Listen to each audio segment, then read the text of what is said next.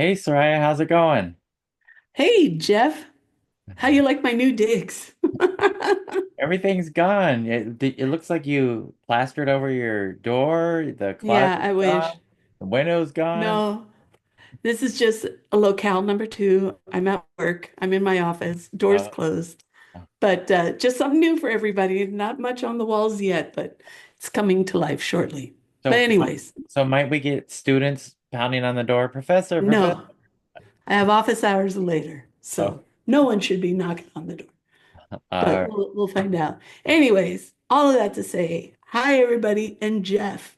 yes, Today's a really good day yes. because we're going to be not only talking to someone that who's been on our list of people to talk to, but we're going to be talking about some pretty interesting music anyway. So why don't Yes. you let our listeners know who we're going to be speaking with? Yeah, so today we got a new guest co-host, and that's Willie Aron. So we'll have a more of an introduction to Willie when he joins us. But Willie is one of the writers on this album, which we're going to be talking about, Susanna Hoffs' The Lost Record, which we're a little bit late to discuss. The album came out last year, September, I believe, in 2024. So we're gonna talk about this, and we thought we'd bring in somebody who knew a little bit more about the project because there's not a whole lot of information about this, right? It's if you start digging about it, there's some information, but not a whole lot about it. I mean, even the album is very limited in credits, so we're not even sure who plays on this. We know who wrote the songs, but I'm not even sure what the musicians are. So we're gonna have Willie join us, not as a guest per se, but more as a co-host to help guide us through this album, as Okay. we talk about some of the songs. So. Willie was in a number of projects, which we'll discuss later. The Balancing Act, The Third Mind. He's in a project with now That's right. The Holy Brothers, which is one of his projects. Some other things too. So, looking forward to having Willie walk with us through this album and see what Sue came up with in 1999 and eventually released in 2024. So, Right. should be So fun. I think we should just jump right in. Why Let's don't we? do it. Let's do it. Hi, this is Soraya. And this is Jeff, Our podcast is called Paisley Stage Raspberry and Rhyme. a podcast where the two of us play music that we like and share anecdotes and background about the tunes. We hope you'll join our conversation. And without further ado, a grooviar. Let's get groovy.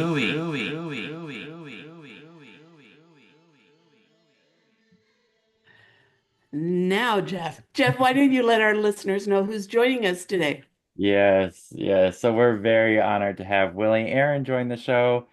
I first saw Willie Aron Soraya I took notes. May 15th, 1986 is the first time that I saw Willie Aron when his band that he was in at the time, the Balancing Act, opened for Camper Van Beethoven at Safari Sam's in Huntington Beach. So I remember that. it's been 40 years, Aaron. So yeah.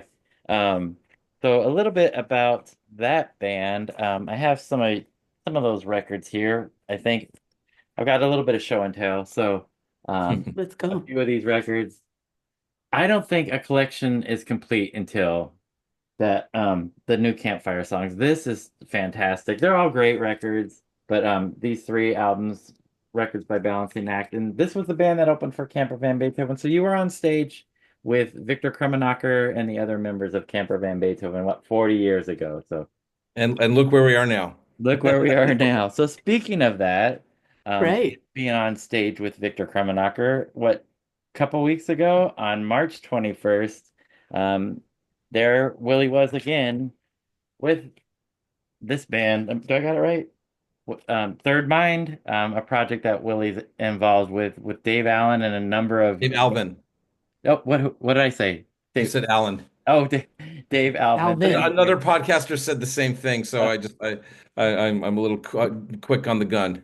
Sorry. and man, Thank you. that band is amazing that you guys have. Yeah. All of you are Thank you. fantastic, and that show was incredible, Thank you, Willie. So, Jeffrey. then I would be remiss if I didn't mention my favorite album of last year, The Unspeakable, Milo Binder. You had something to do with this, Willie, I did. I produced it. and some arranging on it, right? I You did. I produced it, arranged it, and I played a good chunk of the instruments on it. so And Victor was the engineer when we started it at Victor's home studio in Portland. ah, And then I finished it here in LA with Kevin Jarvis. fantastic record. I Thank love you. this record. It was honestly my favorite album of last year. So That's great, I, Jeffrey. I Thank you. told Todd Lawrence, Milo, AKA Milo Binder. I told him that it was much like the album we're going to discuss today. It didn't grab me right away, but after 4 or 5 listens, like I driving down the street, I'm just humming these songs in my head, and I'm like, "What song is that?" I'm like, "Oh yeah, yeah, that's from The Unspeakable." So you guys got me, Willie. You guys got me. So glad. And the Holy Brothers, another Yes. project that you're in. I have Yeah. to admit, I don't have that record yet, but I know that there's some artwork on there that looks fantastic. And I just bought this piece at an event that I went to by Bruce Leisher, who Oh did. yeah, from Bruce. Yeah. Yep. So, can you tell us a little bit about yourself and Sure. Holy Sure. Brothers that I haven't Of, mentioned already? of course. So the Holy Brothers is it's Thee, which you got correct.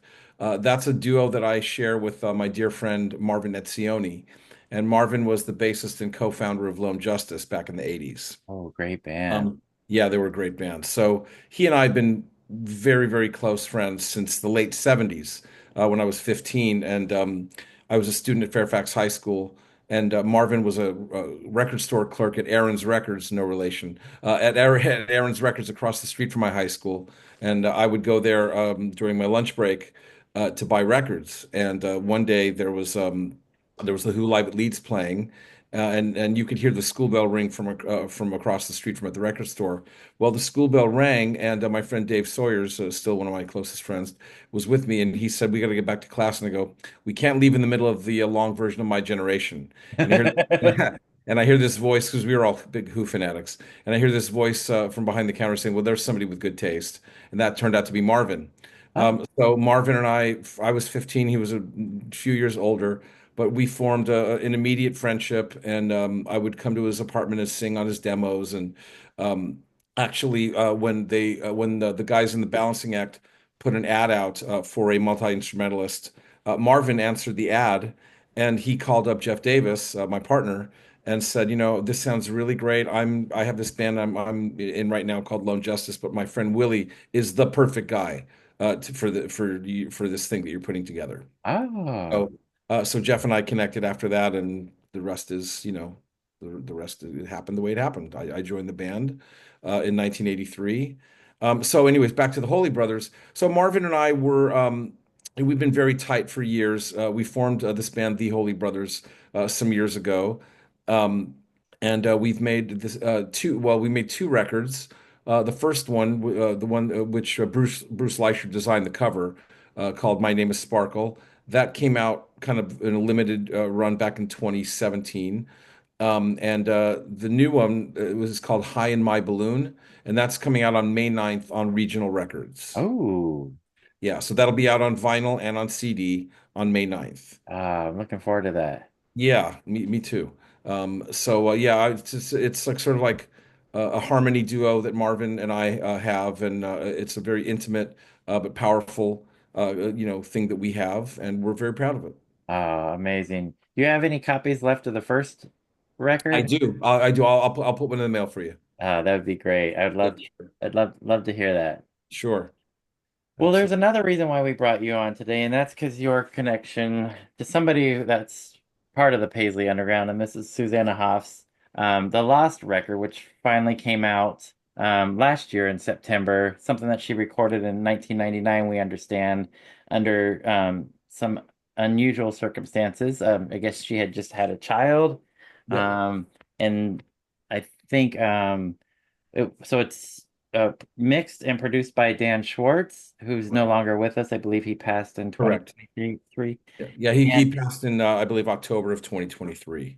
oh, So Dan brought me into that project with Susanna. I had met her um, because I was, I was a young kid. My band, The Balancing Act, we were not part of the Paisley Underground, but I certainly saw plenty of Paisley Underground related shows. I saw the very early Dream Syndicate gigs. I saw, many times, the Rain Parade and 3 o'clock and the Bangles as well, when they were the Bangs. Oh Um, wow. I So saw them you, back then too. Yeah, when Annette was in the band, Annette oh Slinsky, wow. the bass player. So it was just like I just remembered that time as being a very kind of fertile time for Los Angeles music. Um, it was Absolutely. just a very kind of fun social scene. A lot of us that were, big fans of 60s music, we all kind of said, "Oh, this is something." I was into the punk and new wave thing too, but the Paisley Underground thing hit at a particularly, convenient spot when we were all forming bands. Those of us who grew up on 60s records and that kind of enthusiasm spilled over into now, well, let's now form bands. So that was a very cool thing to kind of be a firsthand witness to. Okay. All right. So So Dan um, was somebody who I'd met through my dear friend David Jenkins, your friend and mine, who just, David is just kind of like the great connector, uh, now and then. yeah. Um, and David had kept saying, Willie, there's a guy that you need to meet named Dan Schwartz. He's a great bass player, and he likes a lot of the same music that you do, and I think you guys should meet. So we met um, at some gig that I can't remember. But I do remember going to eat with him with them afterwards, and just kind of connecting on a lot of different levels. Like myself, Dan's parents were Holocaust survivors, Oh. similar to mine. So we kind of had like a mutual love of 60s music, in particular the Beatles, and also the fact that we both were children of Holocaust survivors. That was kind of a unifying bond that we had had. Okay. Yeah. Okay. So David, I guess, had told Dan about my musical abilities, and he said, "Hey, I got asked, or I'm producing this solo record for Susanna Hoffs. I think you'd be a perfect person to be a part of, the kind of the core band." So we got together at Sue's house at that time she was living in West LA, actually Okay. about a 5-minute drive from where I live now in Rancho Park. Oh wow. Yeah, coincidentally. And as I got a copy of this record, the Lost Record, and I started listening to it when it first came out, I was like, oh, I'm not. It's not just the one song that I co-wrote, but I appear on about four of the other songs.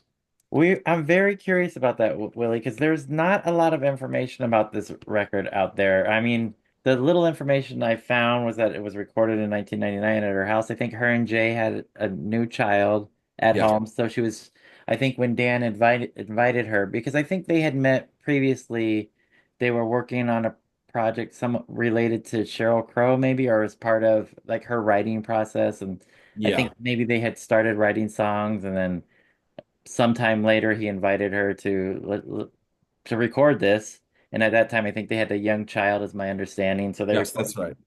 So there's no musicians listed on this whatsoever, so I have no idea who played on this. Right. Well, I can tell you the ones that for sure that I played on and sang backup on. Um, Okay. Okay. and then the other ones are, I can tell you like who might have played on certain things, but that's about, I mean, my knowledge is maybe only a little bit more definitive than yours. Okay, well, I had a thought, if you don't mind. There's 10 tracks. I figured we would just go through each of them and just Sure. give a hot take, what we think of them. Soraya, are you Sure. okay with that? Sounds good. And whatever you could tell us, Willie, we would appreciate it. Sure. We That's do glad know to. that three of the songs on side one ended up on Bangles releases, and we'll talk about that. And one of them ended up on a Sue solo album that she did. Overall, I will say that I feel like this is a very intimate record. Soraya and I were talking a little bit beforehand as we were doing our introduction, Willie, that this one took me a little while to get into, but it's probably my favorite Sue record at this point. Wow. It took Wow. about 5 or 6 listens before it felt like that, but it feels like more intimate than the other ones. So whereas the other ones, I think her other solo releases, it feels like that they were definitely going for like a commercial sound, whereas this one feels like less produced, but it gives it more of an emotional feeling to me and more Yeah. relatable than I think part of that has to do. I want to give all the credit to Dan Schwartz, although he's, sadly no longer with us. Um, Dan, I think, was the one who pushed for that intimacy that you're oh, talking about. He was who was part of the original Tuesday Night Music Club. okay. Dan was the bass player, and so that band I think consisted of Kevin Gilbert, also no longer with us, guitar player, genius, kind of multi-instrumentalist composer, Kevin Gilbert, David Bearwald, Dan Schwartz, Brian McLeod Oh, on drums, and Cheryl and Bill Bottrell, who was the producer of that record.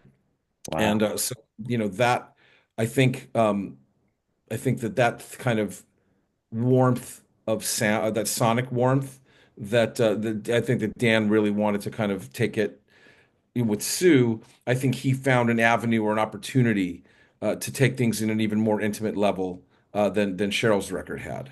Wow. Cheryl's record was obviously a ginormous hit, Yeah.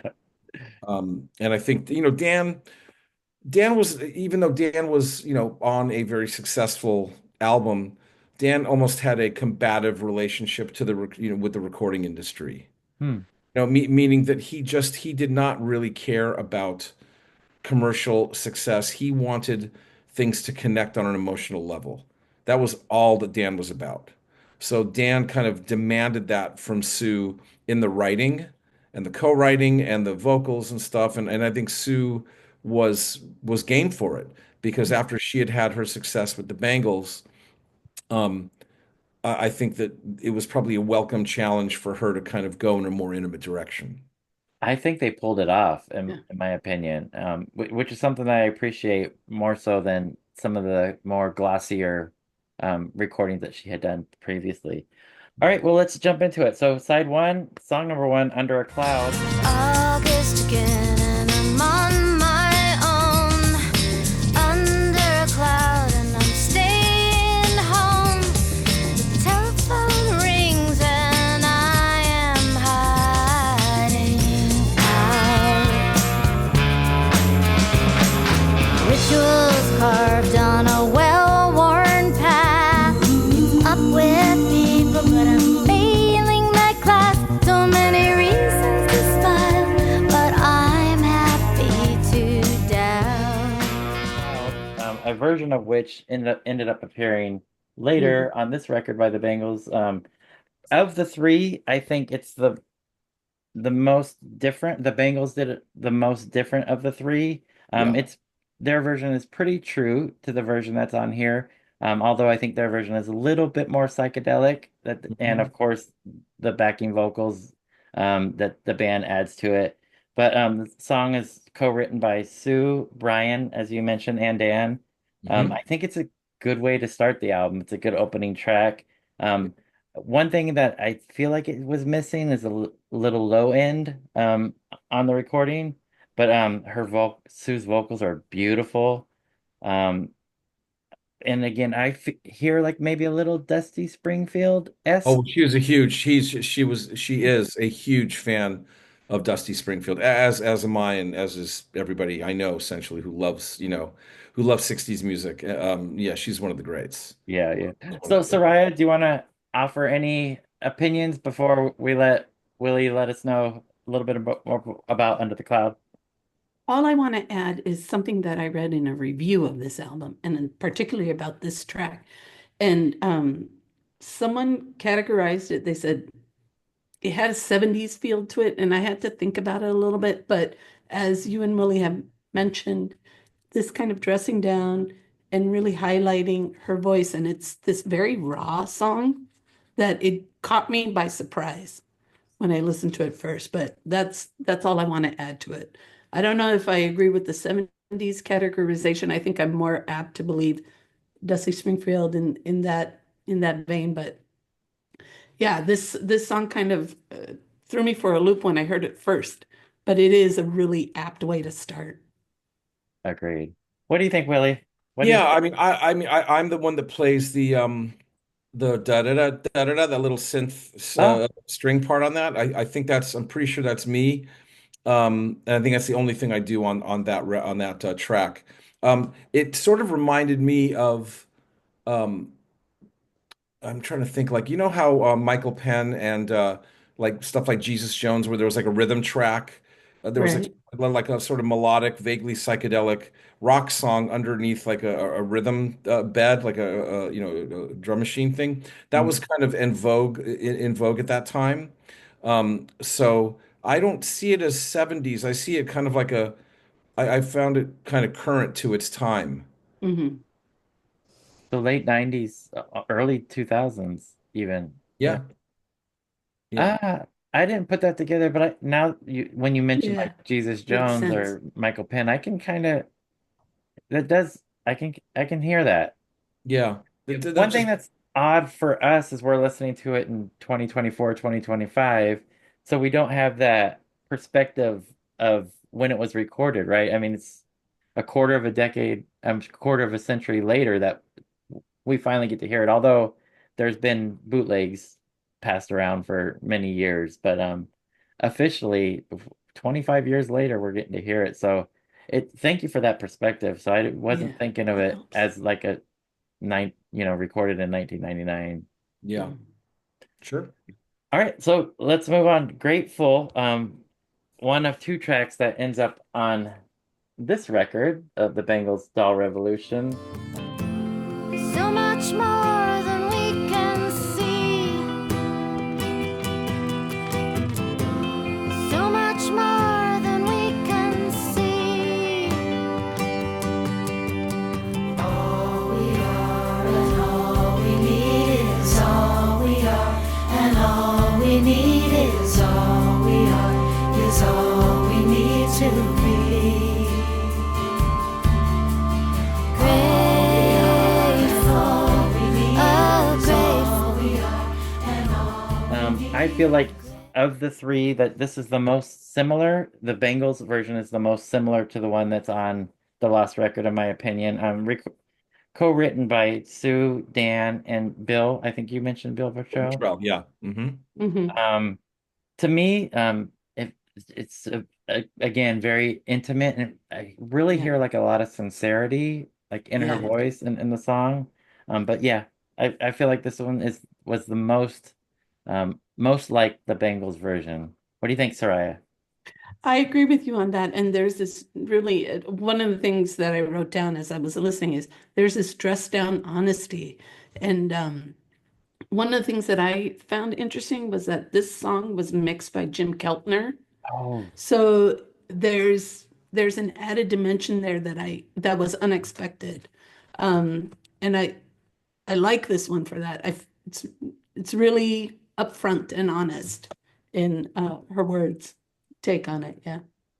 Jim Keltner. That was really the only song that he mixed on this, is my understanding. I think Dan did everything else. Yeah, and Jim's on drums on Grateful as well. Ah, okay. Yeah, It makes sense. you're- Yeah. I mean, do you know how he got involved with this well, project? Jim and Dan have had been friends for years.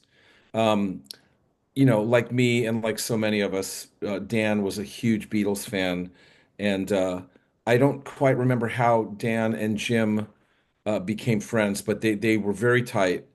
And Dan loved George Harrison. Like that was his guy. And Yes. his dream would have been to have worked, to have worked with George. I think that's what he would have probably wanted more than anything. And Dan would tell me that Keltner would say, I talked to George not too long ago, and George, you guys would be perfect. You'd be great to be the perfect bass player to play with George. So but that never actually happened, sadly, since we know George passed away in 2001. And they never did get to work together again. But that kind of mantra of I love this song. This one happens to be one of my favorites. Grateful, that all we are and all we need is that sort of chant. That's Yeah. a Mhm. George kind of thing, and I think that was probably who Dan, uh, who they were thinking of when they were working on this on that song. Wow. Yeah, I I'm appreciate not that. sure if that's me. I'm not sure if I'm part of the vocal chant. I'll tell you just a quick side story. Um, when we did, Sue had asked Dan and I to play at her young son's school, which Oh, was at Crossroads in Santa Monica. And I remember we played this song, and I think we played Lucy in the Sky with Diamonds, and I think we played like Homeward Bound and a few other things. Um, but I remember definitely singing and playing that song with her at that school school event. I'm not sure if that's me on the recording of it or not. It okay. sounds like me in the background, but I couldn't tell you for sure. But you definitely did some vocal recording during these sessions for Oh, sure. definitely. Oh yeah, Yeah. definitely. So Yeah. it's very possible that that could be you. It's very possible. Yeah. Wow. I love this one. I absolutely love this one. Yeah, that is a great track. Yeah. So we have a very strong start to this record, in my opinion. Hmm. All right, on to track number three. Who Will She Be? Also with the same co-writing team of Sue, Dan, and Bill. Who will she be? What is she looking for? Where is that open door? This one is probably my personal favorite. It's primarily acoustic. I love the production on this. I think Dan did a great job. It's got a really beautiful vibe to it. To me, it kind of feels like, and this is probably going to come off wrong, but I mean it in the best way possible. It feels like a modern day like Broadway musical kind of piece, like something maybe like Spring Awakening kind of Mm. play. Mm, Not play like Rodgers and Hammerstein. I don't mean that. Not that I don't like what they did, but when I it has some kind of feel like that to me, where it's very, I don't know, something that could be like a more modern version of something that would be in a play. But um, I I feel like this is one of the strongest tracks. So mhm, definitely, um, I feel like the best tracks are towards the beginning of the album, in my opinion, with maybe a Mm. couple exceptions. All right, Yeah. Soraya, what do you think? You know, what struck me about this song in particular is I read in another review too that, this album springs or it comes from what was deemed a crisis, an identity crisis, like kind of just a reimagining or rethinking, okay, so now who am I and where am I? And this song kind of, I think it's that spirit. So who will she be in this constant questioning and like this dialogue, right? And it's a difficult one to have. And the way it's put together, arranged, I mean, it's really a lovely song. And the message is really powerful. But again, like you said at the beginning, Jeff, it takes you a little bit, to really hear that internal dialogue. And for me, it took me a few lessons, but I was there. I think a third or fourth time if I was there. That's it. That's fair. That's fair. All right, Willie, Yeah. what do you think about? Yeah, I love this one too. Um, it's very much in that kind of uh, in that sort of Amy Mann, kind of literate but confessional kind of singer-songwriter vein. I remember when we were doing sort of pre-production for this record, one of the touchstones was do you guys know that album Diamonds and Rust by Joan Baez? I'm a little familiar with it, not super. So that's a record where it's, after having done covers albums, of albums where she's covering, Bob Dylan and the Beatles and folk music and this was like her kind of breakout as a writer, in the Okay. mid 70s. And I think that kind of sense of independence, of creative independence, was very inspiring to Sue at that time. So I think that that's the song, "Who Will She Be," is um, and not her version of a Diamonds and Rust, because Diamonds and Rust, the song is actually about Joan Baez's relationship to Bob Dylan.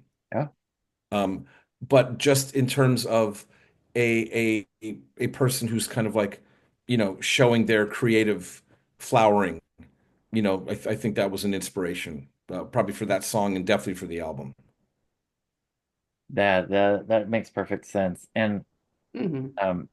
yeah, I think I like her originals. I mean, this album is although there are, you co-writers, but I do like hearing her sing her own songs. Um, and of course, the Bangles were known for recording other people's songs or having other writers, and they killed it, of course, obviously. But I do like hearing her expressing herself through her own words in most cases. So, Yeah. Yeah. okay, number four, we're on to I'll Always Love You, the anti-heartbreak song, which sounds like it could be a Taylor Swift title. Whatever I say, whatever I do, don't worry about me. You know it's true.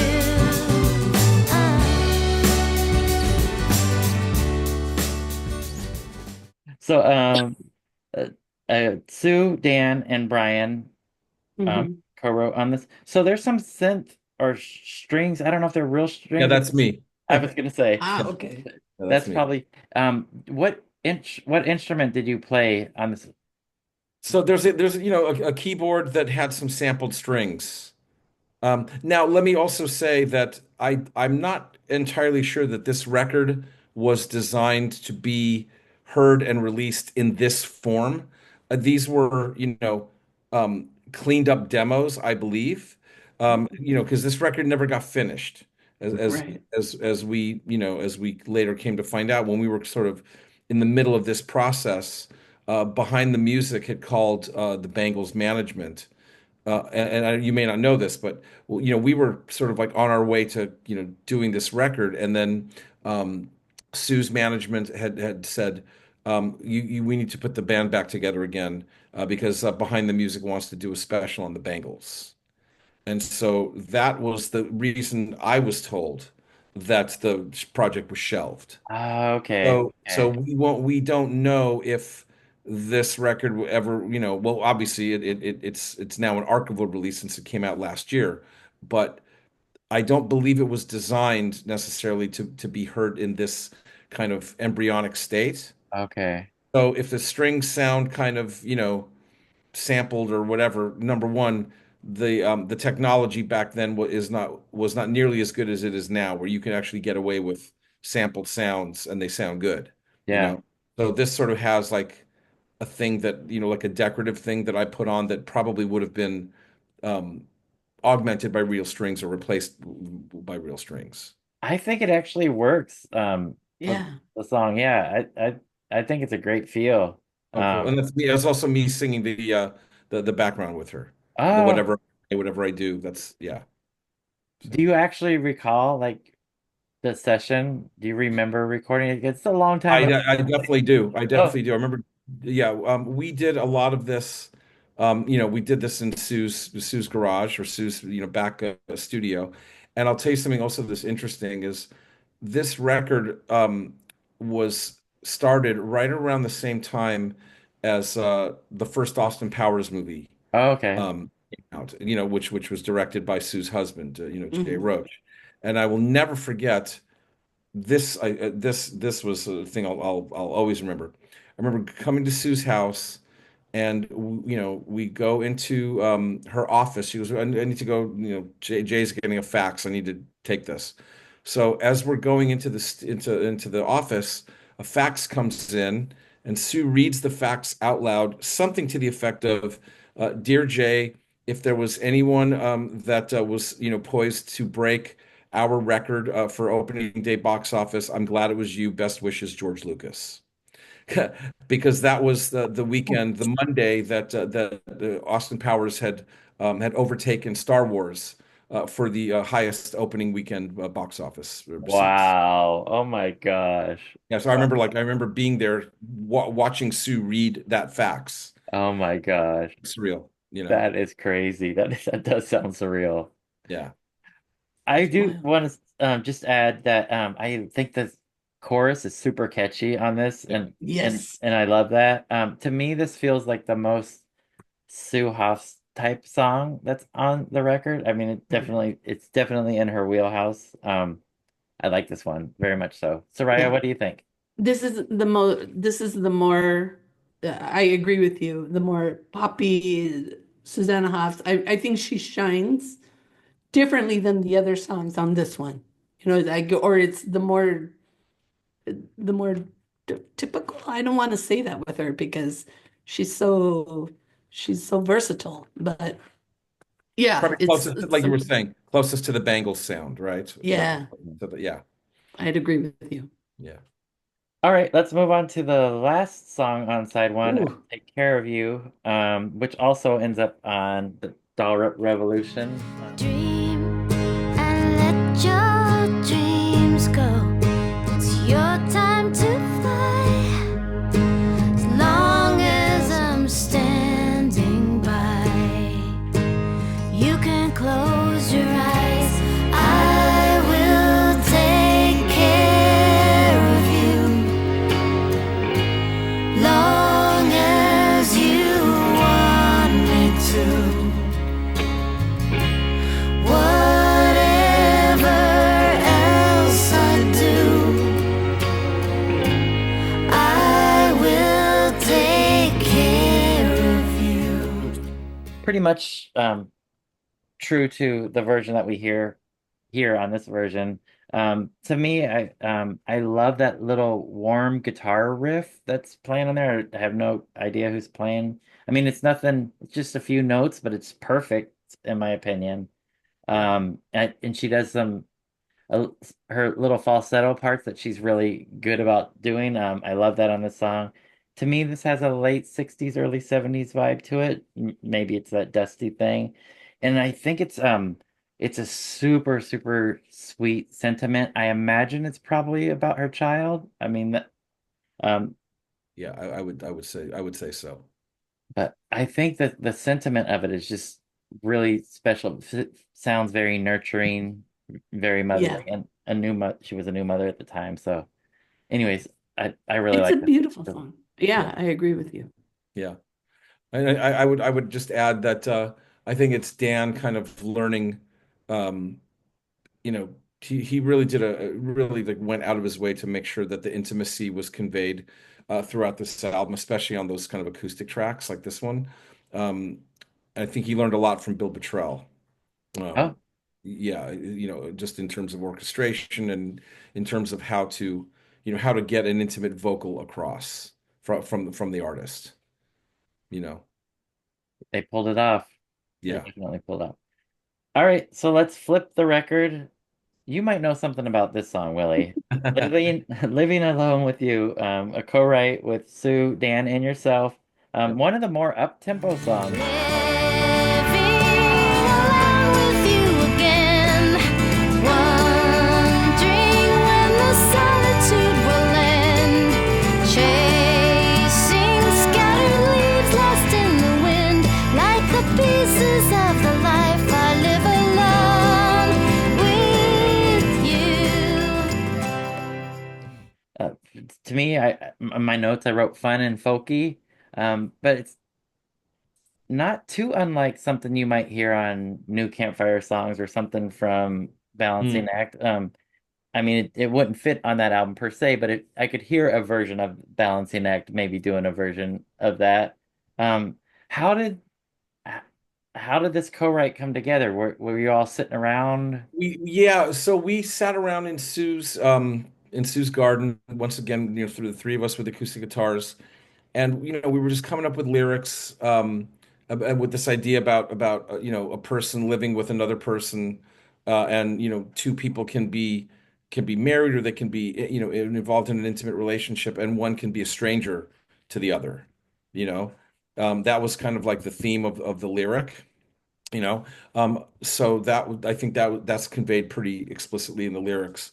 On a musical level, I think Dan had said, it'd be great is if we did something, and we kind of were stuck for a little while, and then we kind of stopped the session, and Dan said, it will be really cool is, we really love this song. You know that song by the Faces, Ooh La La? Yes, yes. I wish that I knew what I know now, So, When I was right. So I took it home. We took these ideas home, and I came in the next day with, I think I have something, guys, and I came up with the opening line. I wish that I could make you happy, happy, but you're not, like the first line of that song. So Yeah. that's kind of Right. like our, you know, um, inversion, let's say, of that Faces song, Ooh La La, Oh, you know, just on a interesting. musical level. That's sort of like that was the inspiration. Ah, Okay. Hopefully it's disguised, enough so that it's not but it was definitely inspired by that. no, I didn't have, I never heard that at all, like, until you mentioned it. Yeah. And that Yeah, was, but that was the musical oh, inspiration, and I'm pretty much playing, I think, most of the instruments on this track except for the bass. Dan's playing the bass. I play the piano and the guitar solo, the electric rhythm guitar, and probably if there's acoustic guitar in there, it's probably Sue playing that. okay. But yeah, and then I think Sue and I are singing the backgrounds, and I think yeah, I enjoyed writing that with them, and it was a very kind of uh, pleasant session. We did get stuck when we were trying to come up with some lyrical ideas, um, but I think it ended up turning once we'd had the musical thing, that Faces thing. Then she and Dan had some lines just about how we all did actually, but the two of them kind of about this idea of living with someone, and that other person being a complete stranger to the person that you're living with. Wow. Was that based on any like real experiences for anybody or No, I mean, look, theoretical? I mean, it wasn't. I don't think it was about Sue's relationship with Jay. I think they're still happily married, but Yes. everybody's been in a relationship. I mean, I certainly have, and other people, I think, have been in relationships where you think you know another person, and they're kind of living their own interior life, you know, um, and they're not necessarily that interested in connecting with the other person. Yeah. That was a theme of that song, lyrical theme of that song. Yeah, that makes sense. Yeah. Sorry, did you want to add anything before we? Nothing to add. I mean, it's just it's a such a strong start to that second to, flipping the disc over and it, Yeah. goes straight in. You don't give us a moment to like pause, which I thought was really cool. Yeah. And it's a great story. Yeah. That's what's so cohesive about this album. All these songs they tell this narrative throughout, and we get different sides of the story. I just love this song for that reason. Yeah. Gives us one more perspective. Yeah. Yeah. Good point on sequencing, Soraya. You know that I'm a fan of sequencing and I do like Yes. this. I do have some complaints about sequencing later, but this is a great way to start side two for sure. So next up, November Sun, which Sue ended up recording a version of as her opening track for her album Someday later. So that song did get a nice uh, treatment later. 7 years waiting for the sky to fall. It's like I know you well, and not at all. The words that caused you pain were washed away in this November rain.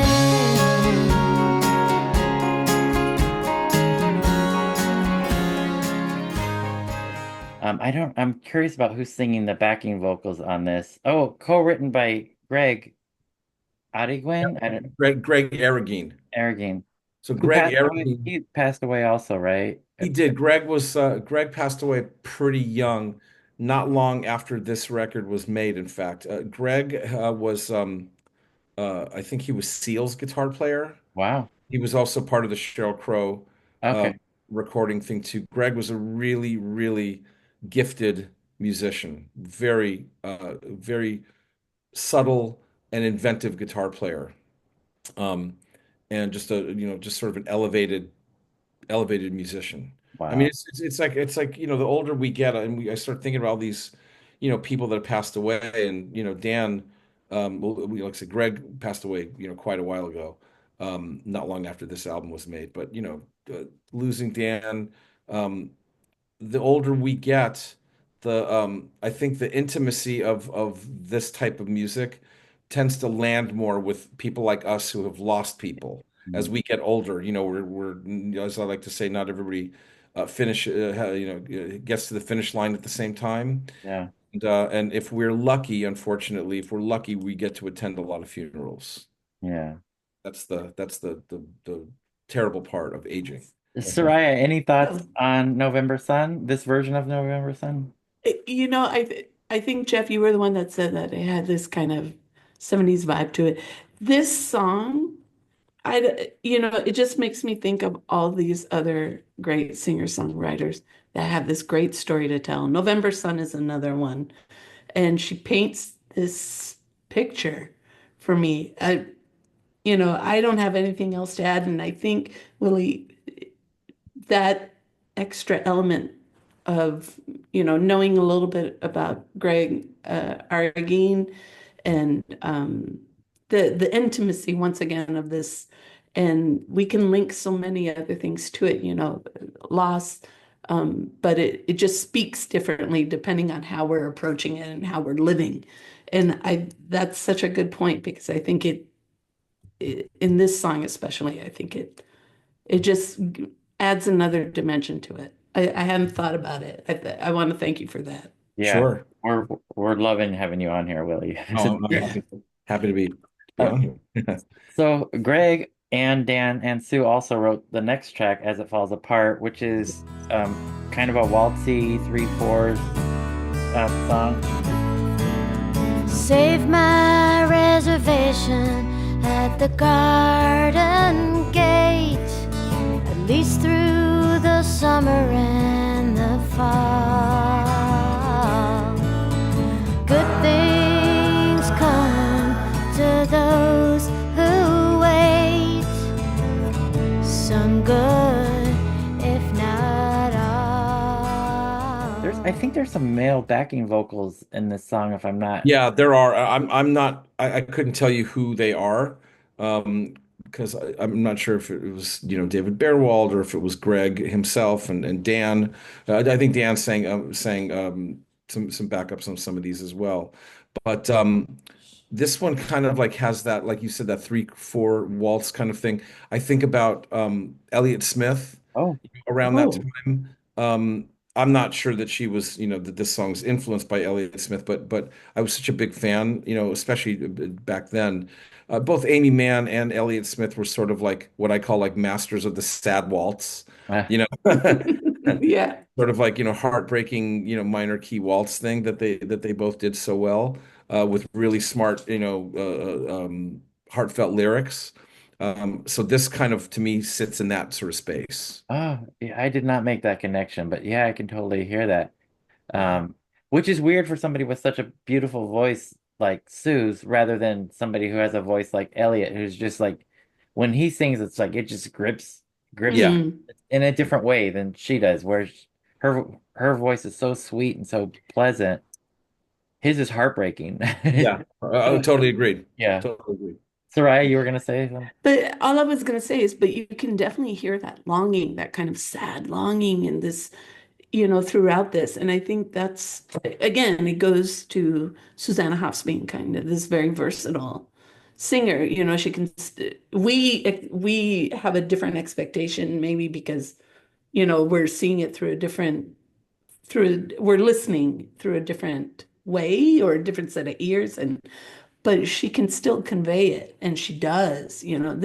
That's the only way I can convey it is like this sad longing, Hmm. and she does it. She She takes does us it, through. and I think that's a great point, Soraya, for sure.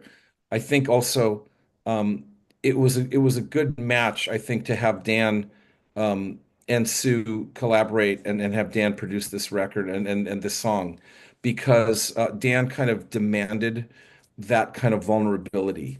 Mm. He was not interested in pop artifice, even though like he was involved with a successful artist like Sheryl Crow. Back then, and even now too, there was a demand for authenticity I mean, Dan demanded it from anybody who he was going to work with. He was such a big lover of music and such a big lover of how music conveys human emotion, that like he would be able to, like, if he saw a line that he felt was kind of like emotionally evasive, he'd definitely call you on the carpet for it. Wow. So the fact that I don't, I couldn't tell you specifically who wrote what parts of the song, but I will just say that Dan, just on a general level, Dan demanded authenticity, emotional authenticity. Wow. Yeah, and I feel that on this album more than any other Sue record. So um that makes sense to me. Yeah. I Yeah. didn't know where that was. I was thinking more of it being like a place that she was at, but it sounds like Dan had a huge influence on bringing that out. Even if I it would was where wager he was at, he brought it out. If yeah, that's what I mean. Again, none of us know, and I don't know any more than anybody else does, but I do know Dan's process. no, okay. I know that that's the standard that he held himself to, as a producer, and what he held, other people that he worked with too. Wow. Wow. Can I just add one other thing that now that we're having this discussion, and I want to thank you, Willie, for kind of adding into the story. Yeah. Okay, so we have these essentially, kind of cleaned up, these are some cleaned up demos, but the fact that Dan Schwartz was able to get that in this kind of demo track Yeah, right now is just kind of blowing my mind yeah, Yeah. I mean, you can't because he's yeah, established this solid foundation, which makes me wonder what could have, if this was his process, what could it have turned into if he had been able to finish it maybe the way they wanted to, but it just right. got shelved. But it's blowing my mind right now. yeah. Yeah, Yeah, I had no idea. Yeah, so that definitely puts some perspective into it. But to your point, Soraya, you can only clean up something so much, right? I mean, even if it's a demo, if you don't have something to start with, you can. There's things that you can do. Yeah, I mean, we've seen that Right. with some new Beatles releases, but there's stuff that can be done, but only to a point, right? I mean, you have to have the emotion has to be there at least. And yeah, wow, yeah. that's Yeah. amazing. Pretty amazing. All right, so the penultimate track, Life on the Inside. Life on the inside, I know it well. Life on the inside, safe and lovely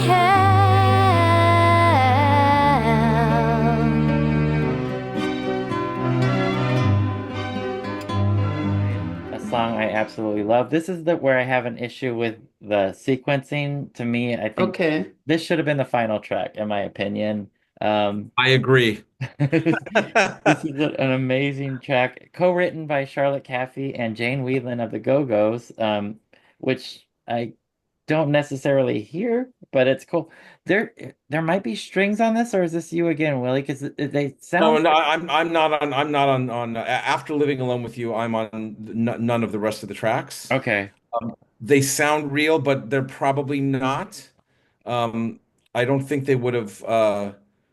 I think that those are probably still sampled strings, but it's a great orchestration. Whoever did it, I'm not sure who did it. It could be Greg Aragine, could be Bill Bottrell. Don't know. It's Um, beautiful. That orchestration. this is my favorite song on the record. Yeah, it's amazing. It's really beautiful. And even like the lyrical content, like right from the get-go, I think it's I am a ghost in this world or something along Yeah, I'm a those ghost lines. in this world. I'm a see-through girl. Ah, Mhm. That's a See killer, through. Yeah. killer opening line. You yeah, know, yeah, that's absolutely.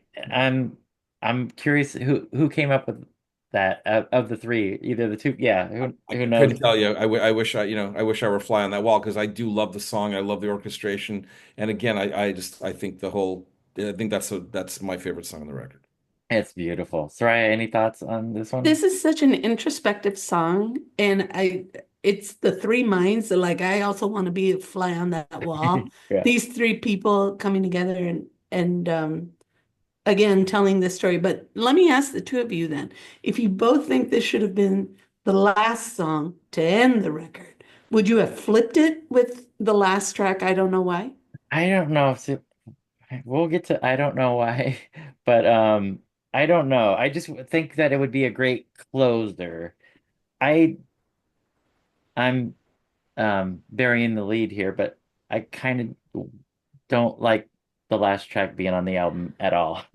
I Um, mean, Really? yeah, I don't. it's a But curious choice, and I feel it leaves to me. One of the things I wrote down was like it left me with more questions, whereas Life on the Inside, I think it's a succinct thought, and Okay, so these are all great points. Let me, if I may, just add my little 2 cents to if we're going to go to I don't know why. okay. I think that this is Dan. Dan had worked with Brian Eno, and he also worked with John Hassel. John Hassel, the great sort of avant-garde electronic trumpeter composer. Dan was very close to John Hassel. Very. Wow. And I knew John because we used to, John was a big dog lover, and we used to run into each other with our dogs at Mar Vista Park. Oh, Back in the early 2000s, and John lived, not far from, he lived in Mar Vista. Um, John was an unbelievable composer. He had, just worked with all these great world musicians and worked with electronics and stuff. Um, and he had employed Dan to work on an album of John's called City, which, if you're interested in that kind of like atmospheric, soundscapey kind of uh, music, City is a yeah. tremendous record, and Really? that's I think the thing that Dan might have been the most proud of as a bass player and as a musician. He was immensely proud of that record. So I think the sort of sonic, textural, ambient kind of thing that this song provides, I think that was Dan's version of that. Okay. Like an John Hassel kind of soundscape, textural kind of Okay. sonic bed. I'm not sure that it fits on this album. Like if I That's were the producer, I would have said this is a great song, maybe for the next record. But got it. I do want to say there's a line in the song that exemplifies Dan. And I don't know, but the line says, "If there were no music, I would not get through." But if there were no music, then I would not get through. And I don't know why I know these things, but I do. Oh, And that, to me, that line alone makes its inclusion on the album worth it. okay. So I would just say maybe listen again with that Okay. added perspective. But I do think it kind of like you could have stopped this album with Life on the Inside, and it would have been just as potent, right. you know. Agreed. Yeah, But agreed. that lyric on I Don't Know Why spoke to me, going, "Oh, that's Dan." Oh, I couldn't even tell you whether Dan wrote that lyric or not, but that line still exemplified who Dan Schwartz was. He was music through and through. He always, Dave Jenkins and I always quote him. Dan always says, would always say, music is the best thing that we do. We meaning humans. yeah. It's the best thing we do. Wow. Dan had troubles. Dan was not. I think he was just sort of a person who always had worries on his mind, financial. He was not an easy person to be around. He was very opinionated. He was very he could be cantankerous, but his passion for music and his passion for beauty and honesty in music was unparalleled. Wow.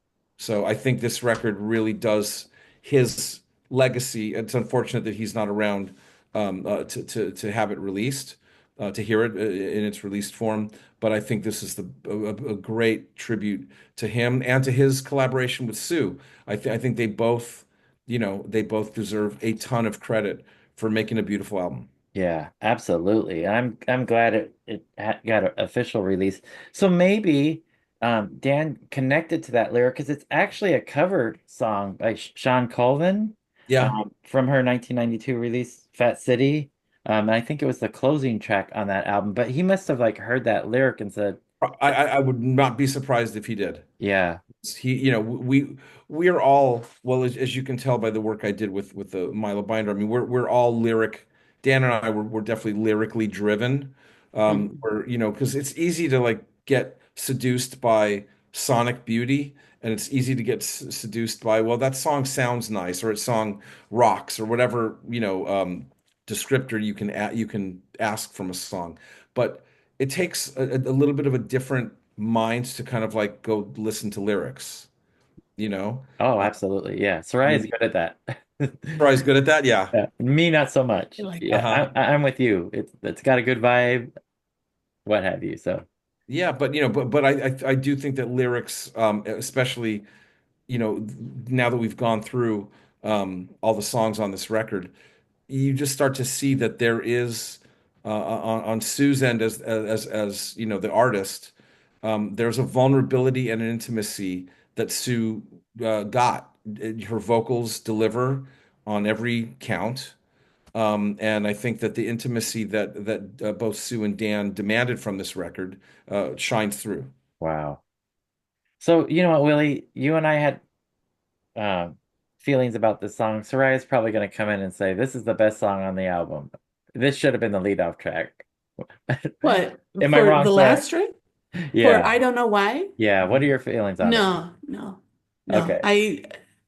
I wasn't sure where to place it Yeah. because I think I just had more feelings for Life on the Inside. It spoke a little more to me.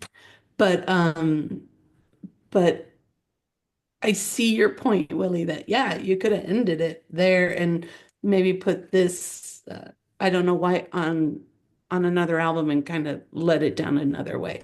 But again, I think it's just another chapter to the story. And then what you added about Dan Schwartz, it helps me understand a little more about kind of the person guiding the artist here. And I mean, there's a lot of layers to all these songs.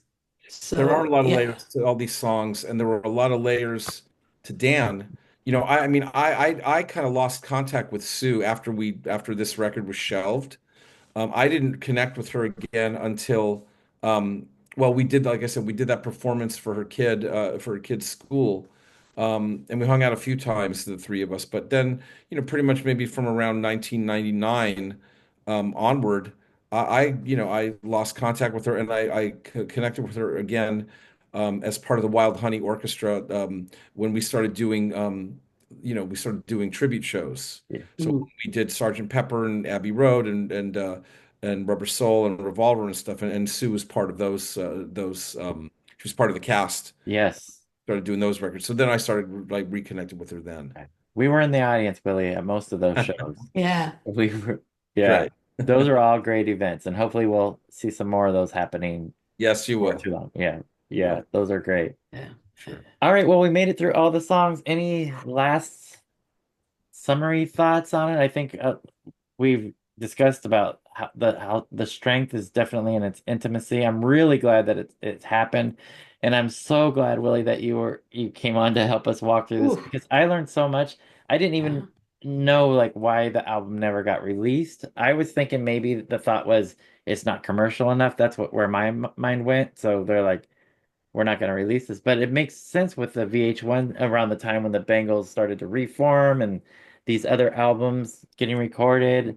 So that totally puts a whole new perspective on it that I had no clue about until you shared that with us. So I'm so glad that you came on to walk us through the process of you guys writing these songs. But overall, I'm glad that I have this album. I'm glad that it was released. It took me a few listens, much like the Milo Binder, but it's my favorite Sue Hoffs record. I'm glad you guys recorded it. I'm glad it got released. Yeah. And I'm glad I spent some time with it. And in summary, I think it's her best. Well, I mean thank you for that. One quick thing. I think what you said makes a lot of sense in the sense that a lot of music you people get immediately. They get it, and then they maybe are really into it for a while, and then they forget about it. There's some music that I loved, that came out, at a certain time in my life that I loved that I don't connect to now as an older person. And there's music that was kind of subtle and maybe didn't reveal itself fully until after a few listens. you know? And I think that's sort of the thing that I'm at in my at this stage in my life as a musician, as a record producer, as an artist, as a co-songwriter, um, is I think the conveying of intimacy and vulnerability is a thing that ends up having currency throughout time. In other words, it's a thing that you might not get at first, but if you have the patience and the willingness to kind of, sit with it, will pay dividends throughout the rest of your life. Beautifully said. Beautifully. Soraya, any last thoughts on? Nothing more to add, except I do want to remind uh, our listeners that uh, May 9th, did I get that date right? May May 9th 9th? is when High in My Balloon by the Holy Brothers comes out. There you go. And so we'll be looking for that. And I think, Willie, we might have to have you on again to talk Uh, about your More release. than happy to, Soraya. But wow, this was so informative. And thank you so much for taking the time My pleasure. to walk through this album. And thank you to Susanna Hoffs too Thank you, Susanna. for giving it, putting it into our little hands and letting us walk through this story, because that's what those 10 tracks are. One big one big old novel, musical novel. Indeed, yeah. So I'm sure our listeners have it, but if you don't, go pick up Susanna Hoff's The Lost Record. Also, go get everything by Balancing Act that you can find. Um, Holy Brothers. the Holy Brothers. The Holy Brothers. Pick up the Milo binder. I'll pay for it if you don't like it. But just give it 5 or 6 listens. That's all I ask of you. And the Third Mind, the records are amazing, but more importantly, see those guys live. These guys are incredible live. Yes. That entire band, everything about that band is perfect. I mean, they got probably one of the best Agreed. drummers I've ever seen live in Oh yeah, Michael Michael Jerome. Jerome is a magician. He Yes, is a magician. yeah, Just one quick thing. Two other projects to look out for that have my involvement this year. John Klages, Klages, is a amazing singer-songwriter whose album I just produced.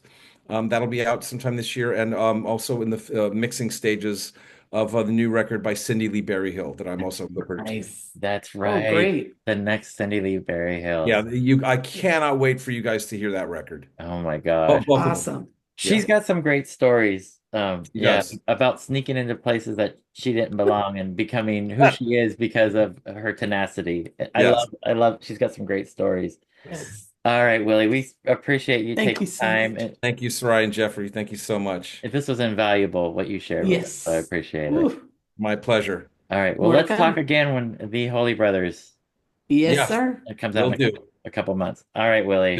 Thank Thank you, you. guys. Take care. Thank you so Take much. care. Appreciate it. Bye. Bye-bye.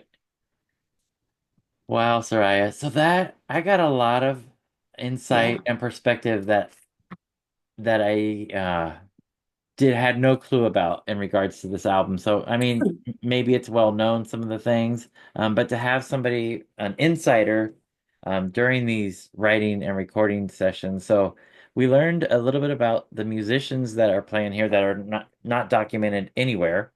So Right. so that was some insight that we didn't know about. Learning why the record didn't get released. So that all makes sense, and Yeah. how it all came together, and the people behind it with Dan and Bill and Greg, and just I loved doing this and hearing what you had to say, your opinion about it, what Willie had to say, and just learning more about it. So I think this record, I like it even a little bit more. I got to listen to it I again. gotta admit, yeah. Yeah, And one of the things that I find interesting, but again, speaks to the years that Willie's been, artist, producer, um, everything. yeah, The amount of detail that he can remember from something recorded in 99. yeah. 25 years ago. That's why I was saying, do you actually remember Ooh. recording? But, He spoke as if it was last week. yeah. And, he really fleshed out the details of this album. You know, I'd been trying, as I listened to it, I'd been trying to kind of create links to, okay, so what is this connected to? And I just found it to be a really honest, and he Willie kept using the word vulnerability and authenticity. And I think in that vein, there were certain tracks on here that reminded me of Joni Mitchell, that reminded me of Carole King, just because they're very upfront songwriters. And so they really kind of open themselves up and tell this story. And so it's always this very personal connection. But this is really an album that tells the story of self. And the fact that it's been shelved for as long as it has been, and that it came out, 25 years after the fact, I think is very telling.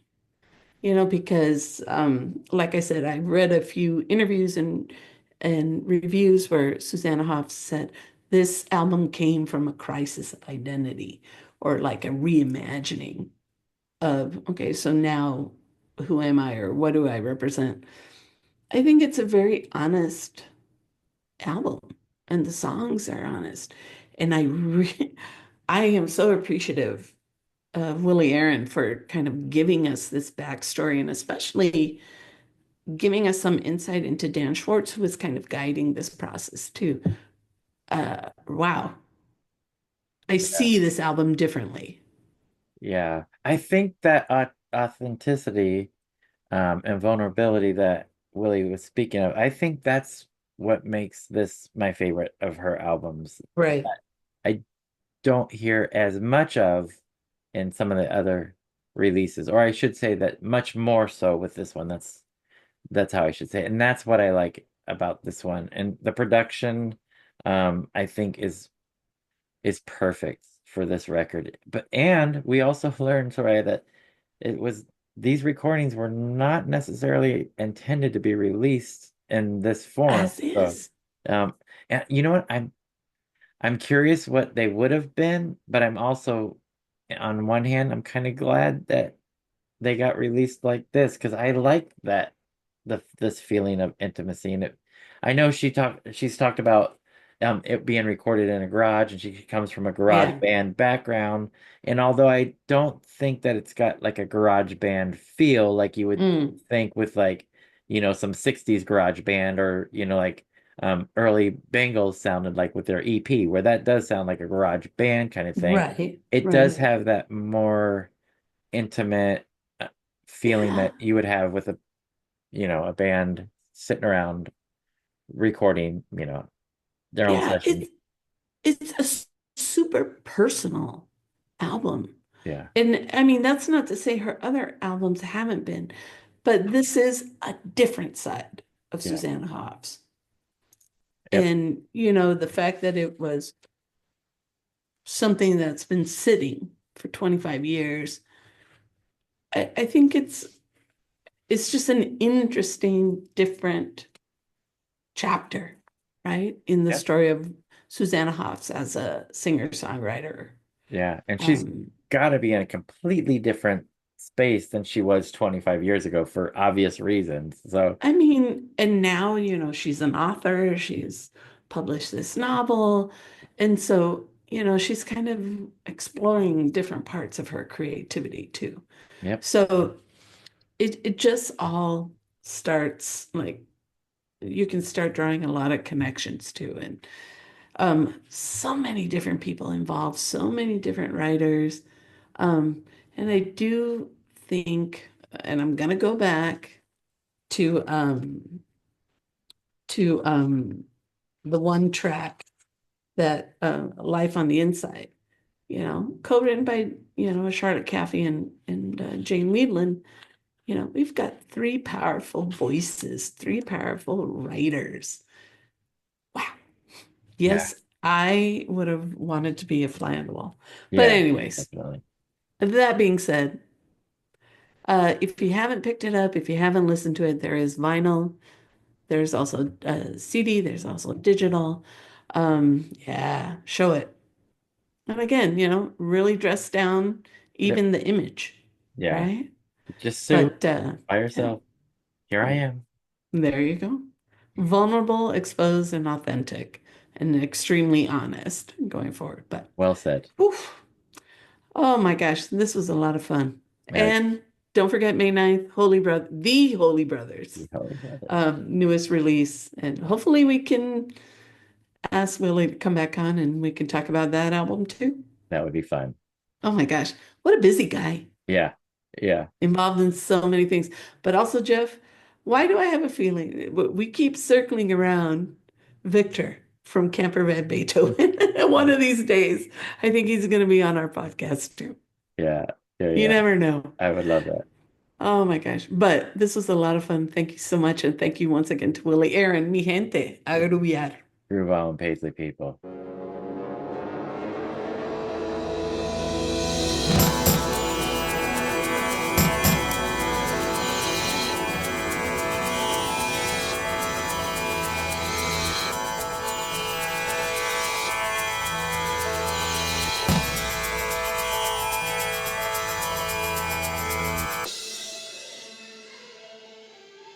Terrible part of aging.